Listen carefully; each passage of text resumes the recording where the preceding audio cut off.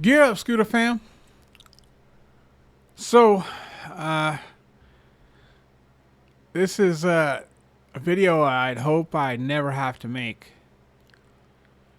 Seriously, it sucks a little bit. So, in a way, it's bittersweet, I guess.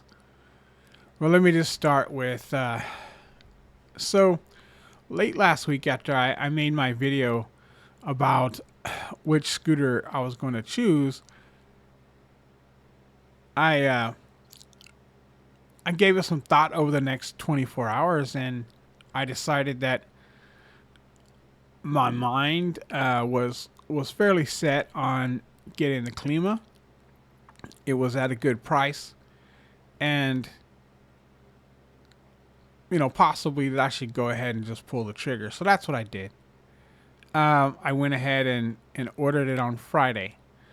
The good news is, the sweet part of the bittersweet is it got here by Monday, and I was not expecting that. I was expecting it to take a little while to get here, but it got here today. And so my hope was that I would get a unboxing video, uh, and then a quick overview of the scooter features and so forth, and then maybe even a quick ride on it, just to give you my thoughts. Probably would have been in eco mode since I'm new to the scooter and any scooter that goes over 20 miles an hour. So I would have been happy to jump on, for a quick ride going in eco mode,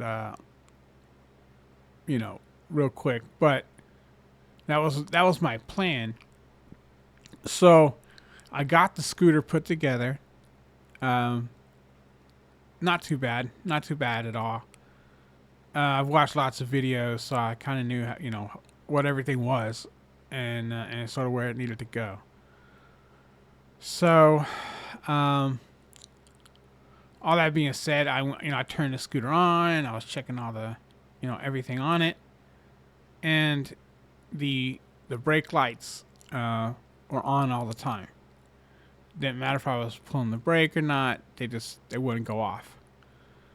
Everything else worked seemingly great, but the brake lights just wouldn't turn off.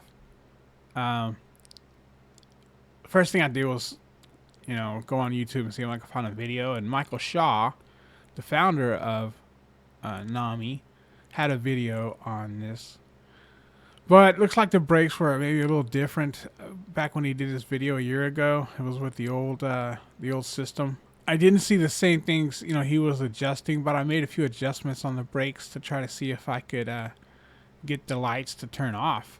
Um, that's what he did. He just adjusted it until the lights turned off, and then he squeezed the brake and just held it in place and tightened it up to that point. And then when he released, it was off, and when he pushed, it was on. So um, nothing I did kept that light from coming on. So I reached out. I got it from Fluid Free Rides. I reached out to Fluid Free Rides, um, every way I could reach out. I emailed. I submitted a ticket. I left a voicemail. I texted. I did everything I could to try to get a response back, pretty quickly. Uh, Everything I submitted, or at least the email response that I got back, said it could, take up to one business day. So I haven't heard a thing. I try to submit questions in social media groups. I haven't gotten anything solid back. Uh, I even emailed Michael Shaw. He had that videos, and he had his contact information such as email and so forth listed. So I emailed Michael Shaw and I asked him, is there an easy fix? And I know he's a busy guy, but I haven't heard anything back. So uh, while I was, uh, going through everything, adjusting everything, I noticed there was a little bit of fluid on on one of the brakes, on the left brake when you're on the scooter, and it seemed like some brake fluid. And so I think there's a leak in the hydraulic system as well. And when I do hear back from fluid, I'm assuming that I'm going to have to return it and get another one. So I saw some stuff in the social media groups that were talking about one guy had a problem with his, and they were good to get him another one. And he sent the other one back. My thing is this: I don't have an SUV. I just got a regular sedan, 4-door sedan, and so I could probably get the scooter into my car. I got one I feel like I could I could fit in my car, but the box that it came in, I'm not so sure. So getting it returned, I may have to have someone try to pick it up from my house, or see if there's a creative way to fit it in my car. Inside the box, I think that's going to be tricky. The box is just bulky. But I'm going to talk to Fluid Free Rides hopefully within one business day, and see what the options are. I'm going to say that this was probably my biggest concern, which is I was going to get the scooter and have to do some work on it myself from day one before I could even take it out, or that I wasn't gonna be able to ride it right out of the box. And as someone who's spent a lot of time researching these scooters, and I knew that some of the Klimas had brake sensor issues, but I was led to believe by everything that I've seen that was fixed with the new setup. They took the LED strip off of that back plate part and they put it on the rear fender, a different setup. And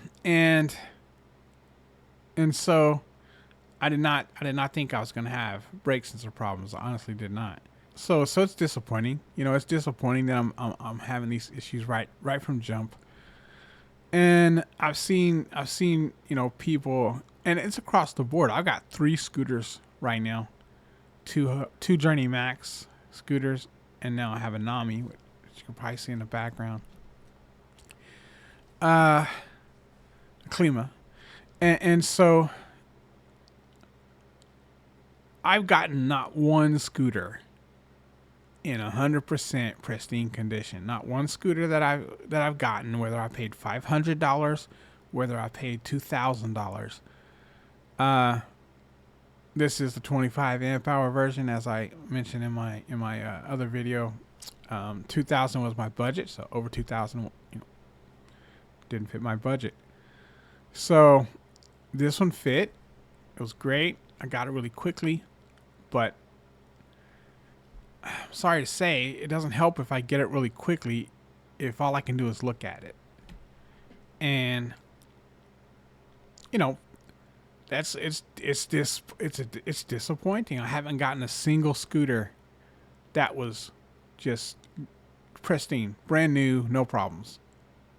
I've got 3 so far, and not one of them has been 100% wonderful. Both of the Journey Max scooters were rideable. I was able to test ride both of them right out of the gate. One had a cosmetic issue, a couple cosmetic issues. The other, the front fender was warped. And so the cosmetic issues I just kind of had to chalk up. And then the fender I had to fix myself. So, yeah, I was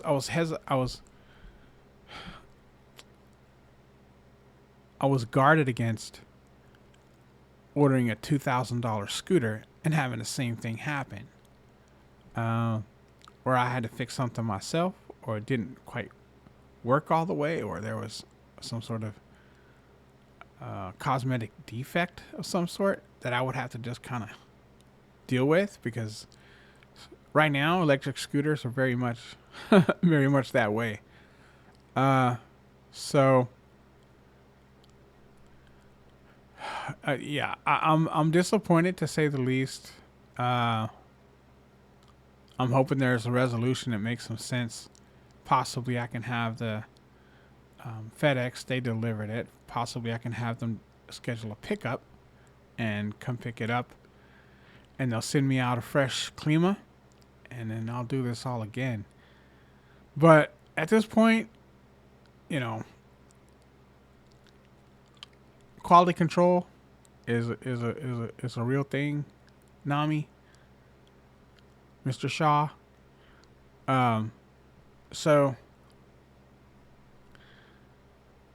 do a better job. You know, it's frustrating as a customer spending the kind of money that I'm spending on something like this that I've researched